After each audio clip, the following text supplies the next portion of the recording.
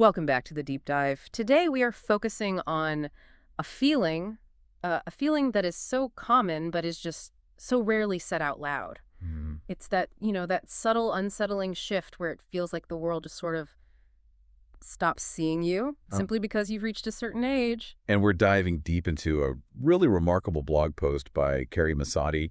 She's a lifestyle encourager, a confidence On catalyst. a sparkle coach, I love that. Right. And her piece is called "You're Not Invisible, You're Irresistible."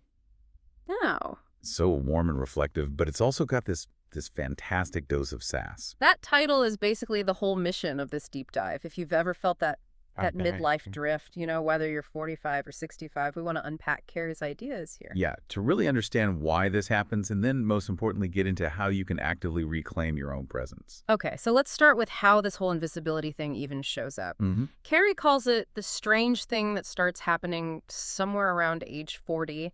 And it's not like a door slams shut. It's more. It's like a slow leak. Yeah. A slow leak of attention. And she points out that it's systemic. I mean, she gives these crystal clear examples of how the world just signals you're not relevant anymore. Right. Like, think about marketers. They completely stop targeting you for anything exciting. Or fashion. The Right. fashion industry just seems to assume that if you're over 40, you just want to wear, I don't know, shapeless beige things. And the social cues. Oh my gosh, the social cues are almost painful. I guarantee every listener knows what she means when she talks about being called ma'am by a young server. But with that tone. Yes, that tone. It's not respect. It's like you've just been put in an archive. And then there's the messaging in, say, skincare ads. It's all about erasing yourself, erasing your history. It's this weird desperation they're selling you. Carrie really nails this point about the external pressure. If the world keeps telling you you're fading, I mean, it's almost impossible not to start believing it. And that's exactly where she flips the script. Yeah. Her whole argument is that this feeling, it's not a personal failure, it's a societal one. And she just lays it out there. You are not invisible. In fact, you're downright irresistible. And that just immediately puts the power back inside you. But that outside pressure, it has to lead to an internal shift, right? I mean, we get so busy just navigating everything, we stop checking in with ourselves. Exactly. And that brings us to what she calls the identity checkpoint. It's that moment you walk past a mirror, you're busy, you're running errands, and you just get this little whisper inside. When did I stop seeing myself? Yes. And it's not about vanity. It's about this emotional disconnect. It's realizing you've spent so much time accommodating everyone, work, family, that the version of you who was maybe a little bold or curious, she's been sidelined. And that ties right into the metrics that, society has conditioned women to accept. That pressure to be young, thin, accommodating, And quiet. and quiet. And if that's the foundation of your self-worth, then yeah, of course you're going to feel like your value is decreasing as you age. I found her take on this so refreshing. She just says now that she's in her 50s, she is officially over it. Over it. Over hiding, over shrinking, over this whole idea that beauty has an expiration date. It's a refusal to play the game anymore. And she says what she hears from all these other women is the same thing, this one unifying desire. I just want to feel like me again. Exactly. Yeah. Not the quiet, accommodating version, the bold, curious, flirty, confident one, the real one. The one who knows her worth, which that leads us perfectly into how she redefines the word irresistible. Yeah, she takes a minute to spell out what it's not. Right. It is not about youth. It's not about chasing trends. And, thank goodness, it is not about squeezing into your jeans from 1996. Those genes had a very different agenda. We don't need that anymore. So if it's not any of those things, what is it? Okay, this is the core of it. For her, irresistible is presence. It's not an invitation for others to look at you. It is a declaration of your own being. So what does that presence look like? Is it like a loud thing? It can be, but it doesn't have to be. It's really the opposite of performing. It comes from knowing who you are, what you've lived through, the good, the bad, and choosing to show up anyway. As that person. As that person. She says it's showing up with style, sass, and maybe a statement necklace or two. I love that. So it's shifting irresistible from being an external judgment to an internal posture, a feeling of being grounded in yourself. Precisely. Your value didn't expire.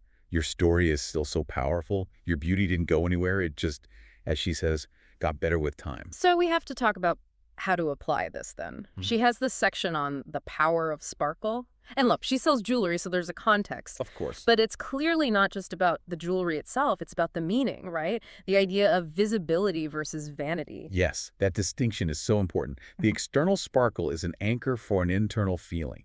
It's using something tangible, whether it's an accessory or a bold lipstick, as a reminder. A reminder that says, what? I'm worth adorning. It's an act of self-worth. The goal isn't to get other people to look at you.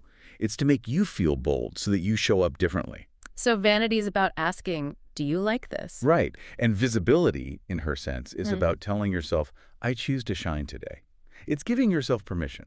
You know, her writing on this, it reminded me of something. Last year, I was in this really challenging new job, and I did not feel confident. And so I started wearing these brightly colored, totally mismatched socks under my very serious work clothes every single day. Oh, I love that. No one could see them, but just knowing I had this tiny, rebellious, intentional piece of me under my professional costume, it completely changed how I felt. It changed your posture. It did. It let me walk into rooms with this quiet ownership. That's the power she's talking about, that little internal anchor. That's the exact shift from shrinking to taking up your own space. It's that moment you say, okay, I give myself permission to be seen again. Which brings us to the final part, really. Flipping the narrative and pulling out the big takeaways. And she keeps them so simple and so empowering. First one, you're not invisible, you're evolving. It reframes aging as growth, not loss. Second, beauty isn't something you lost. It was always an internal thing. And third, confidence always looks good. It is the one thing that never goes out of style. And maybe my favorite, the final one. You are allowed to take up space and be magnetic. Right now. As you are. That permission to stop apologizing for your own maturity, it's huge because society has encouraged women to fade away for so long.